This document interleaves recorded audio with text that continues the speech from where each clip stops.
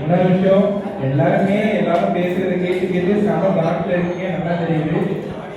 முடிஞ்ச அளவுக்கு ஷார்ட்டாக நான் முடிக்க பாருங்க. இயற்கைக்கும் கடவுளுக்கும் நன்றி. நான் இப்போ இந்த இடத்துல நிற்கிறேன்னா முதல் விஷயம் என்னோட ஃபேமிலி சப்போர்ட். நான் என்ன பண்ணாலும் சகிச்சுக்கிட்டு என்னோட வேலையை பண்ண வைக்காங்க. ரெண்டாவது ஒருத்தரை பற்றி நான் சொல்லணும்னா ஏஆர் ராஜேஷ் ப்ரோ. அவங்கள பற்றி சிம்பிளாக ஒரு விஷயம் சொல்லணும்னா, நம்ம வாழ்க்கைங்கிறதுல ஒரு ஏணி படிக்கட்டாக எடுத்துட்டோம்னா, ஒருத்தங்க 8வது படியில் இருப்பாங்க, இன்னொருத்தங்க 6வது படியில் இருப்பாங்க.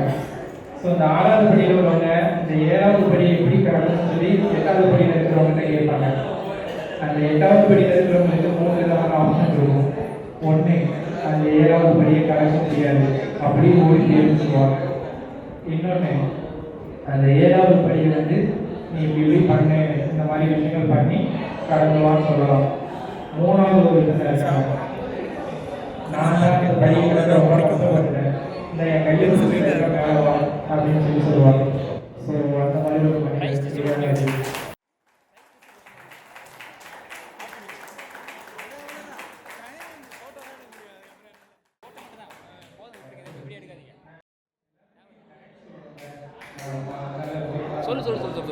மணி இல்லை, சீக்கிரமா சொல்லு. அடுத்து கேஸ் தேவி அவங்களுக்கு இல்லை.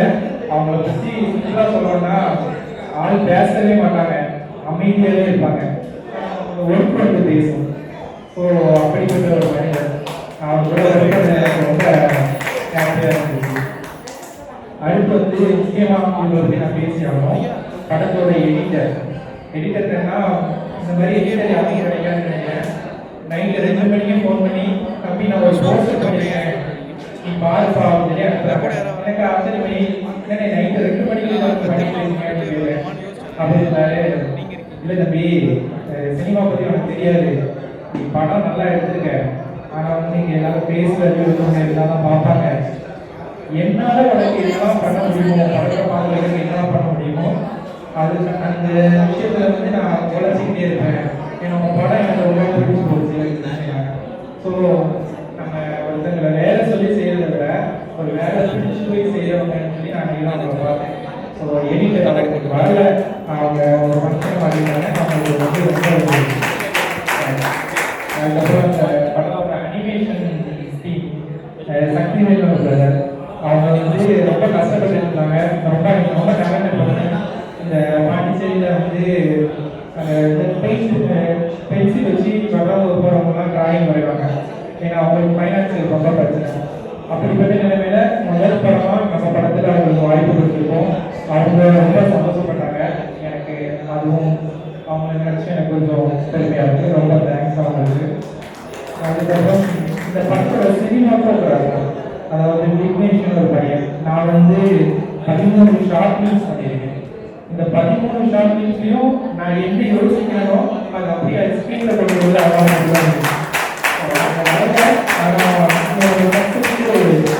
ஒரு காரணம். ஏன்னா எனக்கு ஒரு குழு மாதிரி, நான் ஏதாவது தப்பு பண்ணேன்னா கேமரா பார்த்து திட்டுவோம். ஸோ அந்த அளவுக்கு எனக்கும் உடம்பு நிறையா மாட்டிங் இருக்கும். அவன் நீங்கள் வரல. அதுக்கப்புறம் முக்கியமாக சொல்லணும்னா, இந்த படத்தில் நடிச்ச நடிகர்கள் எப்படின்னா, நம்ம ஒரு சில விஷயங்களை தேடி போவோம். அந்த தேடி போகிற விஷயங்கள் சில நேரம் நமக்கு கிடைக்காது. ஆனால் அதை விட பெட்டரான ஒரு சில விஷயங்கள் நமக்கு கிடைக்கும். அப்படிதான் இந்த படத்தில் நடிச்ச நடிகர்களை நான் நினைக்கிறேன். எல்லாருமே என்னன்னா, நான் தேடி எதிர்பார்த்ததை விட அந்த கதாபாத்திரத்துக்கு பக்காவாக செட் ஆகிற மாதிரி ஒரு கேரக்டர்ஸாக எல்லாருமே அமைஞ்சிட்டாங்க. ஸோ படத்தில் நடித்த அனைத்து ஏன்னா டைமில் ஒவ்வொரு பேருக்கு சொல்றது நடிச்சவங்க எல்லாருக்குமே ரொம்ப நன்றி.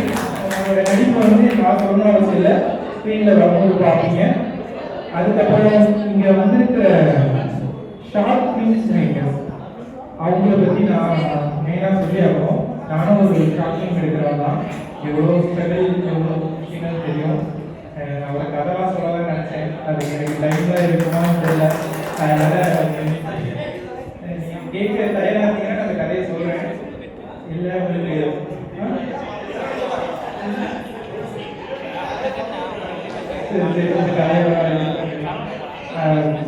அதுக்கப்புறம் இன்னொரு விஷயம் என்னன்னா, இங்க வந்திருக்கிற என்னோட ரிலேட்டிவ் ஒரு சில பேர், என்னோட ஃப்ரெண்ட்ஸ், என் கூட படித்த கிளாஸ்மேட், இவங்கெல்லாம் எந்த ஒரு எதிர்பார்ப்பும் இல்லாம இப்போ வரைக்கும் என் கூட இருக்கிறாங்க.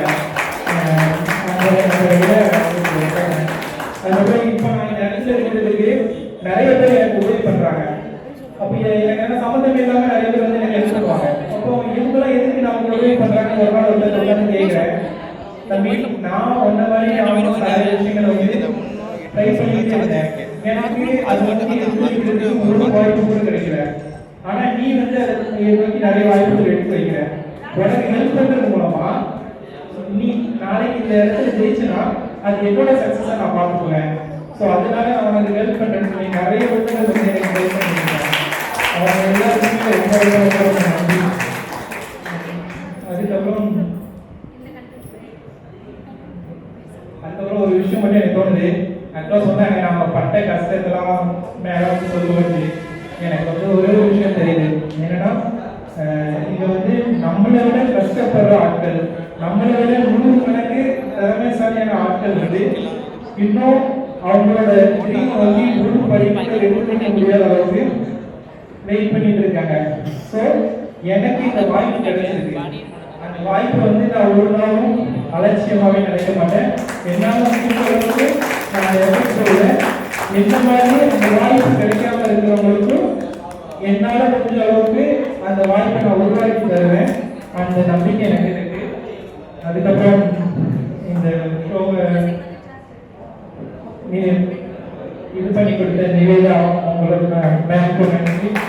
இது வந்து ஒளி பண்ணி கொடுத்தது அந்த அண்ணனுக்கு ரொம்ப நன்றி. அதுக்கப்புறம் இங்க விஜய் முருகன் அந்த அண்ணன் வந்து ஸ்டார்டிங்ல இருந்து எங்களுக்கு என்ன வருதுன்னா சரி, அது ஜாலியாக வந்து இப்படி வேலை செய்யலாம்னு பார்த்துட்டே இருப்போம். ஸோ அந்த அளவுக்கு சரியான ஒரு எங்க கூட பேச அந்த அளவுக்கு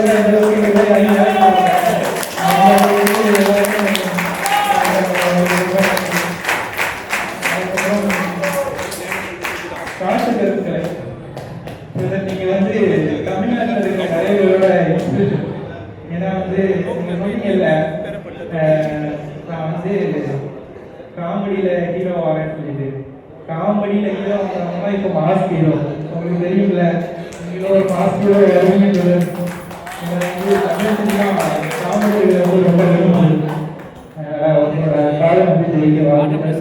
அதுக்கப்புறம் அண்ணன் படக்குழுவினர் உங்களுக்கும் எங்களுடைய அழைப்பதற்கு எங்களுக்காக வந்து ஒர்க் பண்ணியிருக்கீங்க. அவங்க ஆக்டர் பண்ணி அவங்களுக்கும் டிபிஎஸ் ரிலேஷன்ஸ் அவங்க ப்ரொடக்ஷன்ஸ் அவங்களுக்கும் மனமார்ந்த நன்றி தெரிவித்துக் கொள்கிறேன்.